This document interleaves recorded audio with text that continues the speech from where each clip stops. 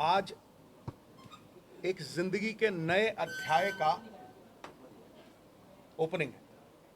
It's a new page that I am going to unfurl. समस्त उन्नति का आधार है आत्मनिर्भरता.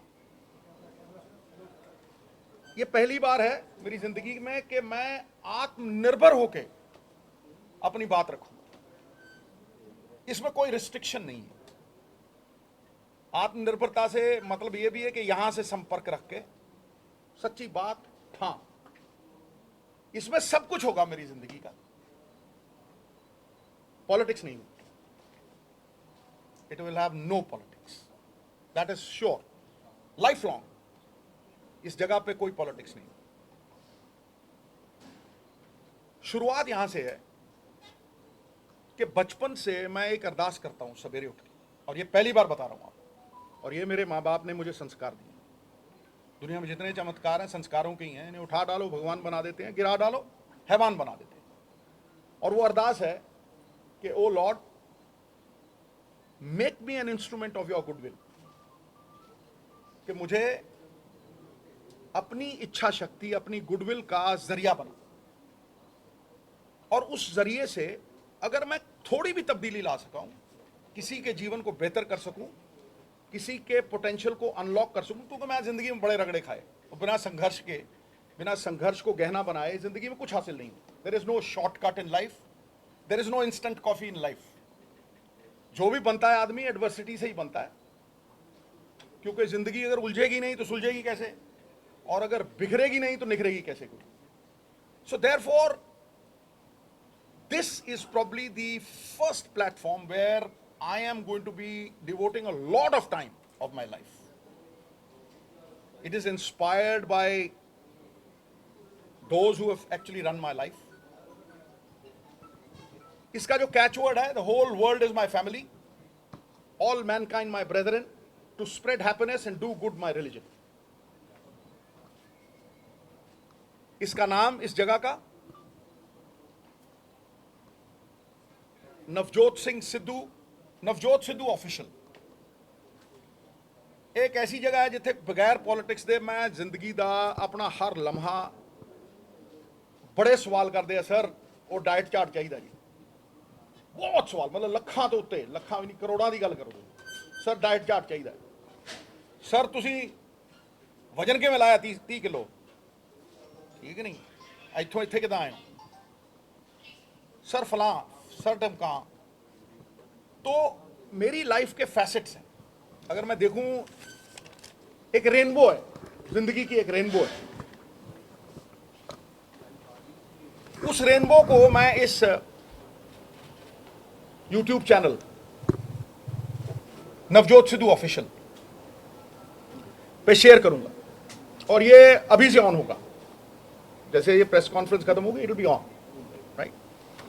Now I'm going to be talking about the rainbow of my life, which is a blessing of my mother, father, Mahamai Parvati, Vaheguru, and the people of this great country. सबसे पहले cricket, करीब 20 साल, 6 साल की उम्र से 36. Commentary 2. Politics, MP, MLA, मंत्री, motivational talks. The Great Indian Laughter Challenge, which merged into, providing opportunities to a lot of talent into the Kapil Sharma show. बहुत सारे लोग, बड़े लोग ने. फिर जिहड़ा बहुत घट लोग जानते हैं, spiritual side. I would like to barge in here. One thing he is not telling you is कि ये कपड़े कैसे बनाते हैं, ये combinations कैसे बनाते हैं. His love for colors, ये कभी नहीं बताएंगे. लोगों को लगता है ये कपड़े बस उठाते हैं डालते हैं. एक combination बनाने के लिए 3 घंटे लगते हैं इनको. हमारी लड़ाई हो जाती है इनके combinations के बारे में. And my mom just leaves the room. ये सारी लाइफस्टाइल की चीजें जो जैसे इस एज पे जो ये जिम ट्रेनिंग करते हैं, I don't think anybody can do it. This platform will show his lifestyle. These colors is like it's like meditation for him. लोग मुझसे ये भी पूछते हैं कि सिद्धुइज्म्स कहाँ से निकलते हैं. किसी को ये नहीं पता कि ये चैट जीपीटी यूज नहीं करते. कि 8 hours, you know, he meditates. He sits with his eyes closed. And जब ये उठते हैं with his eyes open, he has like so many ideas. People want to know that, and we're going to show all of that.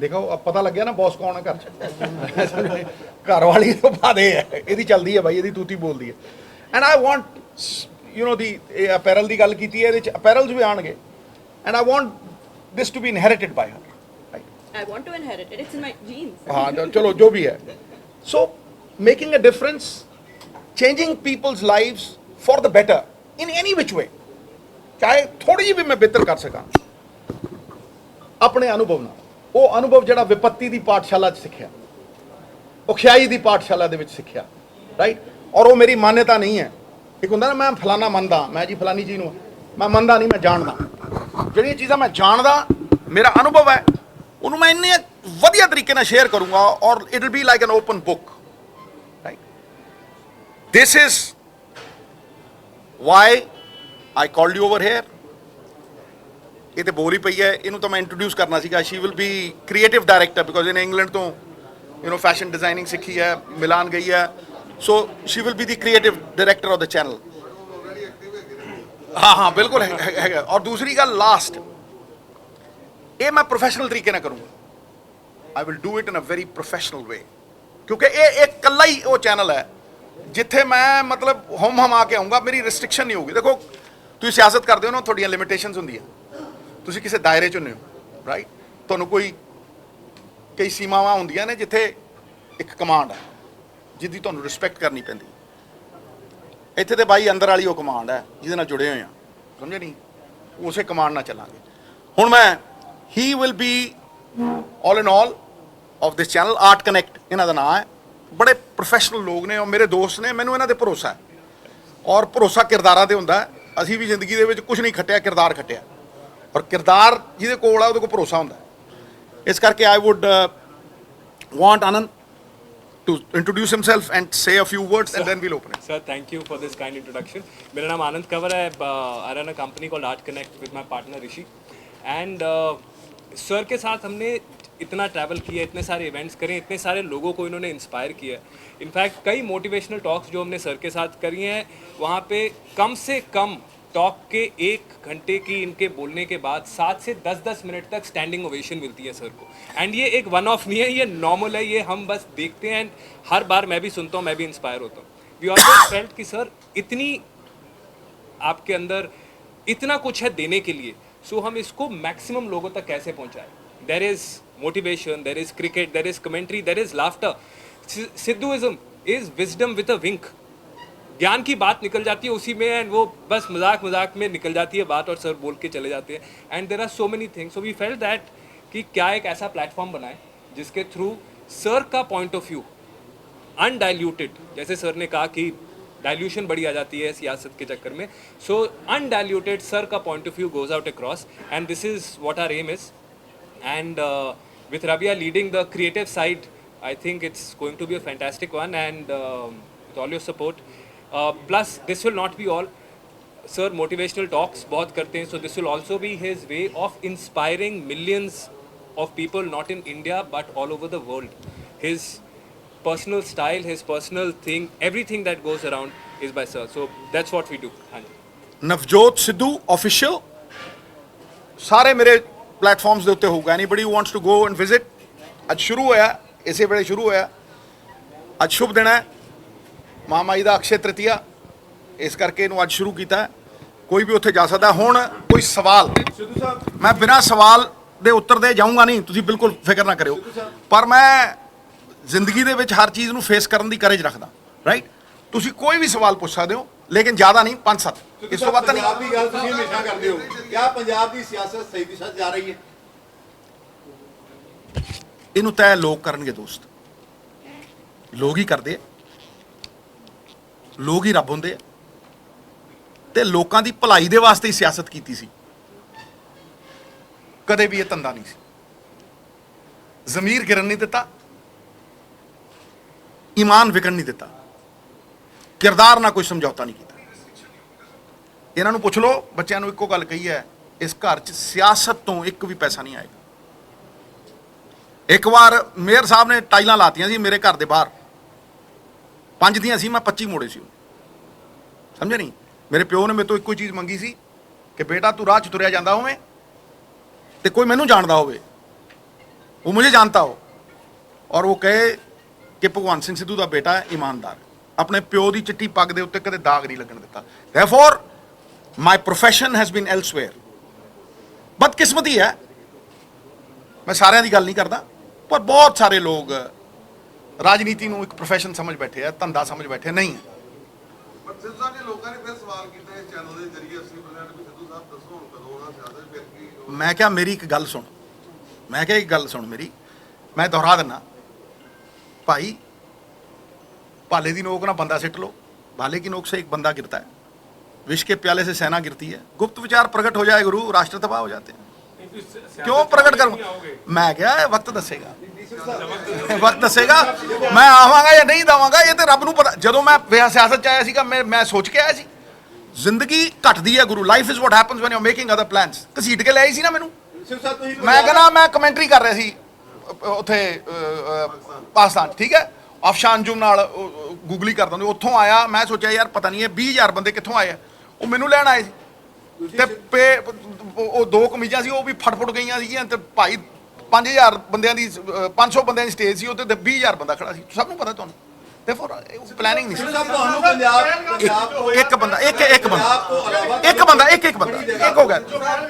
ਹਾਂਜੀ sir, ਕੀ हाँ जी, मैं उसे ऐसे ही देखता हूं कि इस देश के आवाम ने एक सरकार चुनी, internal security, external security, they have the responsibility. लोगों का विश्वास, मेरा भी विश्वास है। और शाहिद अफरीदी ने कहा कि अन्नी सेना सी लेकिन बाद चो आए थे, उस तो बाद पाकिस्तान से इल्जाम लगा। मित्रा बस च चढ़िया ना, उसके लिखा होंगे सवारी अपने समान की आप जिम्मेवार। ਅੱਛਾ ਵੀ ਸਭ ਤੁਹਾਡੇ ਇਸ ਟੌਪਿਕ ਨਾਲ ਜੁੜਿਆ ਕੁਝ ਜਗ੍ਹਾ ਇਹ ਰਾਬੀਆ ਇਹਦੇ ਵਿੱਚ ਤੁਹਾਡੇ ਜੋ ਅੱਜ ਤੁਸੀਂ ਕਰ ਰਹੇ ਹੋ ਇਨੀਸ਼ੀਏਟ ਸੀਗਾ ਕਿ ਤੁਹਾਡਾ ਵੀ ਮਨ ਕਰਦਾ ਸੀ? ਮੈਨੂੰ ਬਿਗ ਬੌਸ ਰਾਬੀਆ ਨੇ ਭੇਜਿਆ ਸੀ, ਇੱਕ ਚੈਲੰਜ ਦਿੰਦੀ ਹੈ ਮੈਨੂੰ ਇਹ, ਔਰ ਮੈਂ ਇਹਨੂੰ ਪਿਆਰ ਬਹੁਤ ਕਰਦਾ, ਬੇਤਹਾਸ਼ਾ ਪਿਆਰ ਕਰਦਾ, ਸੋਚ ਨਹੀਂ ਸਕਦੇ ਜਿੰਨਾ, ਮਤਲਬ ਮੈਂ ਅਗਰ ਨੂਨੀ ਜਿੰਨਾ ਕਿ ਇਹਨੂੰ ਪਿਆਰ ਕਰਦਾ ਤੇ ਇਹਨਾਂ ਦੋਨਾਂ ਨੂੰ ਹੀ ਕਰਦਾ, ਦਿਖਾਉਂਦਾ ਨਹੀਂ ਮੈਂ, ਇਹਨਾਂ ਦੀ ਗੱਲ ਮੈਂ ਟਾਲੀ ਨਹੀਂ ਕਦੇ, ਔਰ ਇਹਨੂੰ ਮੈਂ ਕਦੇ ਰੋਣ ਨਹੀਂ ਦਿੱਤਾ। ਇਹਨਾਂ ਸ਼ੁਰੂ ਤੋਂ ਮੇਰਾ कैचवर्ड है, देख सकता हूँ मैं कुछ भी होते हुए, नहीं मैं नहीं देख सकता तुझे रोते हुए। इस करके घर च ਇਹਦੇ अथरू नहीं आण दिंदा कोई, ਇੱਥੇ ਜੇ अथरू आ गया मैं वट देना ਕੱਢ। ਇਹ ਮੈਨੂੰ ਇੱਕ ਚੈਲੰਜ ਦਿੱਤਾ ਸੀ ਇਹਨੇ ਮੈਨੂੰ ਕਿ ਪਾਪਾ ਤੁਸੀਂ ਬਿਗ ਬੌਸ में नहीं जा सकते। ਉਦੋਂ ਮੈਂ ਘਰ ਬਣਾਉਣਾ ਸੀ, ਮੇਰੇ ਕੋਲ ਉਦੋਂ ਬਹੁਤ ਘੱਟ ਪੈਸੇ ਸੀ, 50 ਲੱਖ ਰੁਪਏ ਸੀ। ਮੈਨੂੰ ਕਹਿੰਦੀ ਪਾਪਾ बिग बॉस में जाके तुम बाहर नहीं निकल सकते, अपनी जो my daddy strongest but he cannot go into Bigg boss.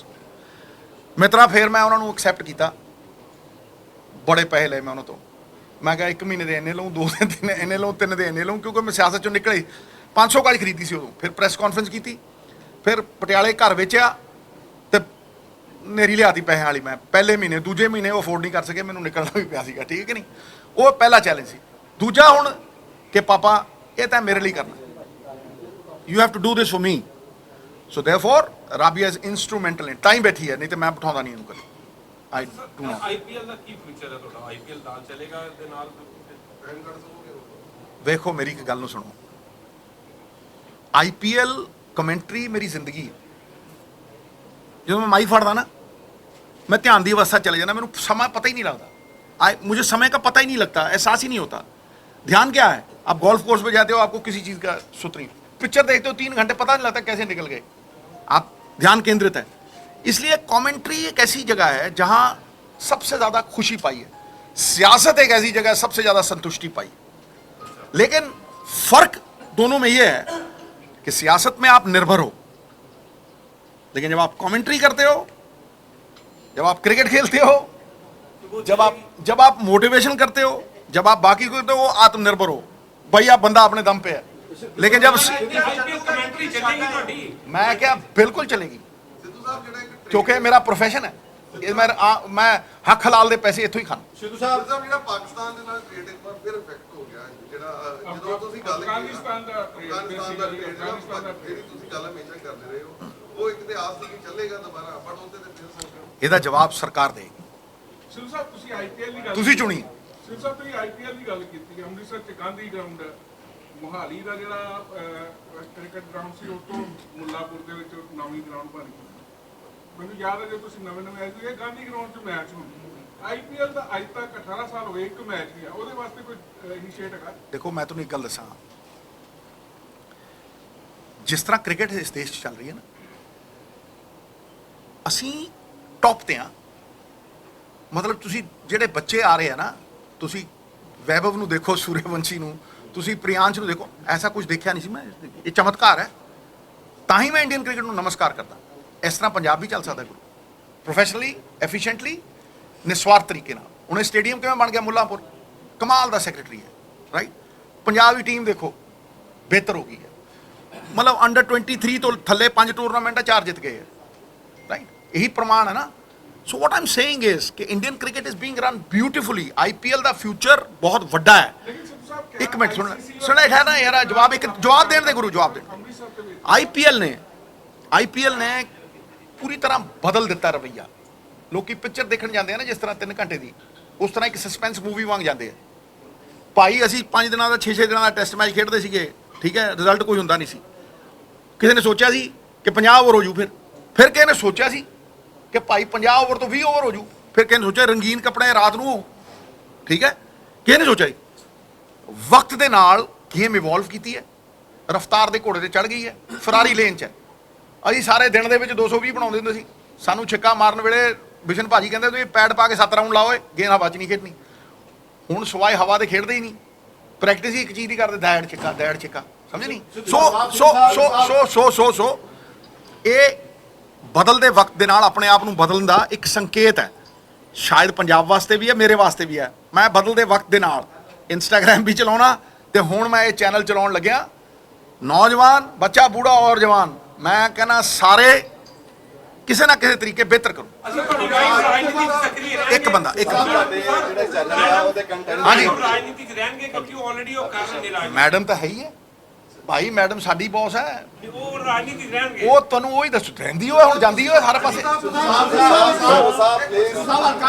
Sir एक चैनल का सवाल।